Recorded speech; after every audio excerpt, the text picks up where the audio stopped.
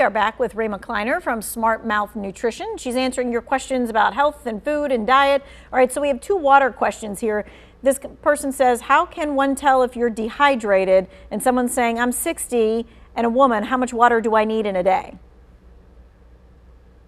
Great questions. Kind of that rule of thumb is if you are feeling thirsty, you're probably already a little bit mildly dehydrated.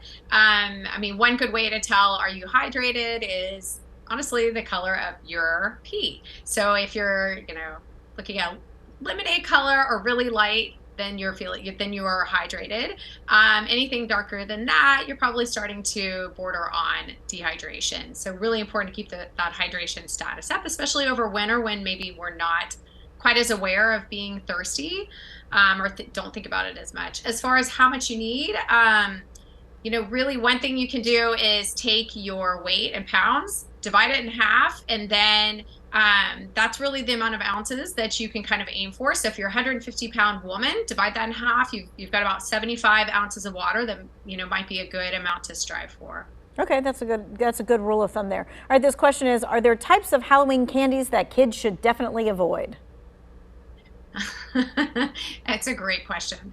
A little controversial tonight, I'm sure. But, as far as candy, I think it's really up to parents what they allow kids to have as far as whether one candy is bad. I mean, none of them are going to provide any nutrients. So you really need to think about it as, this is an occasional food you can enjoy, especially this time of year, and really thinking about what are those ones what is that candy that I really want to splurge on? I mean, obviously Halloween night, that rule might not be in effect, but I think for most other days, really thinking about, okay, what do I want to enjoy? What's really going to bring me kind of nourishment in this moment? And that might be the enjoyment of food, but also help me feel better later. So I would say, enjoying candy for what it is, none of it's going to bring any nutritional value. So. Right.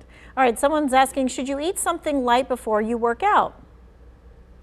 Yeah. So again, this is very individualized. I think if, it has been several hours since you've eaten, you're working out, maybe mid-morning or later on in the day, at any point later in the day, and it's been more than 3 hours or so since you've had something to eat, then really fueling up on some carbohydrate that can really kind of give you that burst of energy is a great idea, because that's going to help fuel you through that workout.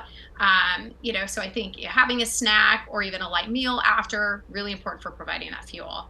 And then after working out, focusing on, getting some of that protein, really helping with muscle recovery and muscle synthesis at that point. And again, eating snack or a light meal that provides some carbohydrate and protein is really important after a meal as well. So. Really quick, wanted to get this in. Do peanut M&Ms have enough protein to keep the sugar protein balance level? I love this. I'm a peanut M&M fan myself. So I would not say that peanut M&Ms are going to provide you enough protein. They provide a little bit, but let's not fool ourselves. It is still candy. That is right. Okay. Thank you so much for your time and your expertise. We appreciate that.